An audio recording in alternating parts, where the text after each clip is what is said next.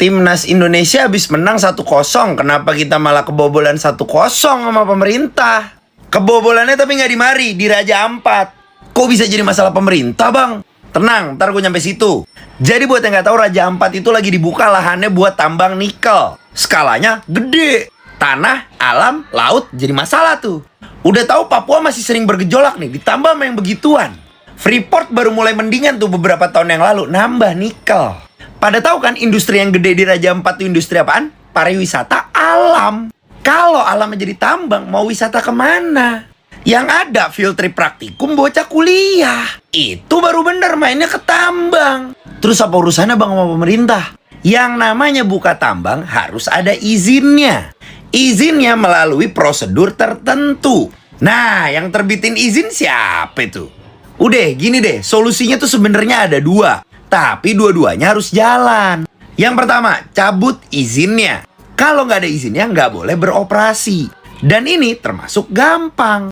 Karena yang namanya izin itu kan cuma surat-suratan nih. Surat-suratan kan harusnya cepet ya. Cuma ya you know lah ya, butuh proses. Yang kedua, stop kegiatannya. Percuma izinnya dicabut tapi kegiatannya nggak diberhentiin. Karena seperti yang udah-udah banyak tambang ilegal. Nggak punya izin tapi masih beroperasi. Nah, di sini peran aparat. Aparat turun tangan segel lokasi. Disinilah sudah masuk ke ranahnya pemerintah. Karena ini udah masuk yang namanya political will. Tugas kita bantu sebarkan karena tanah Papua bukan. Tadi sebenarnya gue udah muak ya dengan narasi-narasi yang seakan-akan membuat Raja Ampat dan juga tambang nikel itu seakan-akan itu harus menjadi sebuah hal yang dilematis. Itu tuh nggak ada pembenaran untuk hal tersebut. Bayangkan ya, kalau cuma hanya mikirin dari sisi duit, dari sisi politik, dari sisi kepentingan-kepentingan pihak-pihak yang terkait, nggak akan ada selesainya. Kita ini apalah? Kita ini cuma orang kecil lah ya, yang mungkin nih bisa aja dibungkam gitu dengan kekuatan-kekuatan kalian orang-orang yang berkuasa. Gue sebagai orang awam menilai bahwa kebutuhan dunia akan nikel memang meningkat karena memang kedepannya produsen-produsen barang-barang elektronik yang memakai baterai itu akan semakin meningkat.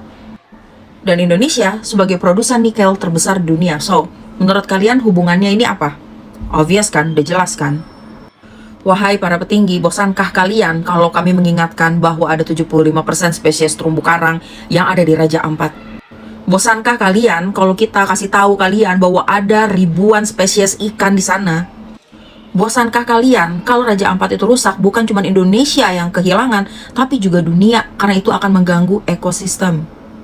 Gue yakin tim manajemen krisisnya para petinggi-petinggi ini lagi sibuk sekarang untuk membungkam tagar Save Raja Ampat. Hal yang bisa dilakukan adalah satu, meng-hire influencer, setelah itu buat narasi seakan-akan ini adalah hal yang dilematis. Kedua, dan ini adalah yang paling klasik adalah udah biarin aja orang-orang berbicara sekarang, lama-lama juga bosan, lama-lama juga hilang. Jadi mungkin kita bisa bahu-membahu untuk saling mengingatkan supaya kalau misalnya nih berita ini reda, baru setelah itu tiba-tiba ada aktivitas-aktivitas tambang yang kita nggak tahu gitu. Please, teman-teman yang ada di sana, yang tinggal di Raja Ampat, please. Ya, speak up louder. Konteks siapa aja. Kita semua bisa bersatu untuk terus mengumandangkan Save Raja Ampat. Lagi rame isu Save Raja Ampat. Tadinya gue cuma jadi pendengar aja sih. Tapi karena ada statement Pak Prabowo yang kayak begini, akhirnya gue gatel buat speak up.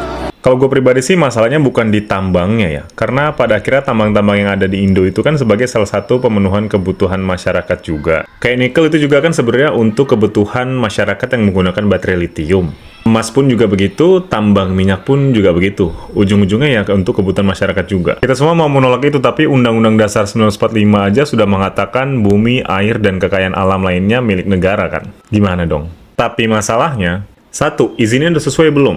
Contoh, PT Gag Nikel yang beroperasi di kedua pulau kecil ternyata tidak termasuk pulau yang diperbolehkan dalam pemanfaatan pulau-pulau kecil sesuai dengan Undang-Undang Nomor 1 Tahun 2014. Terus ada PT KSM yang sudah terbukti membuka tambang di luar izinnya. Itu gimana? Cuma diberhentikan sementara? Terus apa? Ntar lanjut lagi kalau udah konsolidasi. Basi Pak, kalau udah ketahuan melanggar ya cabut permanen itu izinnya harusnya.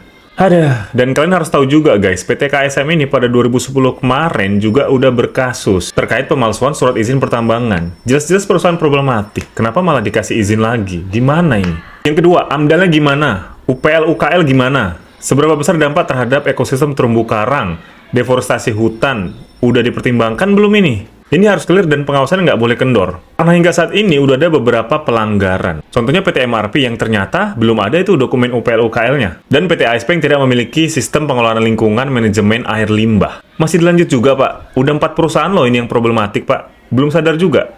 Yang ketiga, ini sebenarnya yang paling penting sih menurut gue. Nantinya sumbangsi ke negara ini gimana, Pak? Jangan sampai nanti udah beroperasi bertahun-tahun, merugi terus bertahun-tahun, pajak yang nggak masuk ke negara, CSR pun nggak jalan-jalan, dan alasan lainnya. Kenapa nggak dari awal ditunjuk pengelolaannya ke perusahaan BUMN aja? Masa nunggu kejadian kayak PT Freeport, baru pemerintah kalang kabut ngerebut kepemilikan asing ke BUMN? Orang dikelola BUMN aja kadang sumbangsi ke negara dalam bentuk dividen aja nggak signifikan kok. Apalagi ini swasta atau asing. Bertahun-tahun Papua punya tambang emas, tapi dampak ekonomi ke masyarakatnya apa? Nihil. Jadi tugas kita memviralkan ini sebenarnya agak berat ya, agar pemerintah mau membatalkan kegiatan pertambangan ini. Kalau gue memandang kita untuk lebih nge-push pemerintah dalam penegakan pelanggaran lingkungan, penyalahgunaan izin, sumbangsi ke negara dalam bentuk apa, CSR-nya gimana, dan perlindungan ekosistem di Raja Ampat. Ya intinya pengawasan itu benar-benar harus ketat, jangan pula perusahaan-perusahaan problematik, tapi masih juga dikasih izin. Gimana sih?